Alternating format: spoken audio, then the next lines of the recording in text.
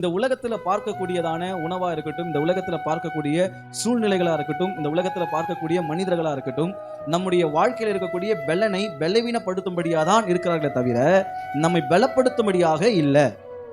சாப்பிடுற சாப்பாடுல என்ன இருக்கு? பெலன் இருக்கா, பலவீனம் இருக்கா? இப்போ சிகரெட் பிடிக்கிறவன், பாக்கு போடுறவன், கெட்ட பழக்கத்துல இருக்கிறவனுக்கு கேன்சர் வருதுன்றது இயல்பானது. ஆனா வீட்டுக்குள்ளேயே இருக்கக்கூடியவங்களுக்கு என்ன வருது? கேள்விப்பட்டிருக்கீங்களா? வீட்டுல இருப்பாங்க, அவங்களுக்கு எந்த கெட்ட பழக்கமும் இருக்காது, ஆனா அவங்களுக்கு என்ன வருது? கேன்சர் வருது. அவங்க சரீர பலவீனமாக்கப்படுது. எதனால?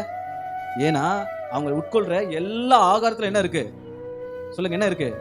அவர்களை பலவீனப்படுத்தக்கூடியதா இருக்கிறது. எல்லாம் சொல்லுவாங்க, இதை வாங்கி சாப்பிடுங்க, என்ன ஆகும்? பலன் அடைவீங்க. பூஸ்ட் சாப்பிடுங்க, ஹார்லிக்ஸ் குடிங்க, இதெல்லாம் என்ன ஆகும் உங்களை?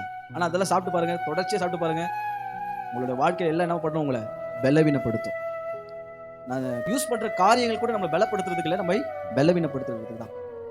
5 வயசு தாண்ட மாட்டேது என்ன போட்டுறாங்க? கண்ணாடியை போட்டுறோம். காரணம் என்னது? பயன்படுத்துகிற மொபைல்.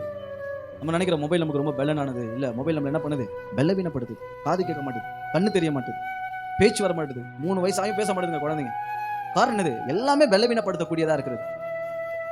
நம்முடைய வாழ்க்கையில் இருக்கக்கூடிய வரக்கூடிய சூழ்நிலைகள் எப்படிப்பட்டதா இருக்குது? நம்மை பலவீனப்படுத்துறதா இருக்குது.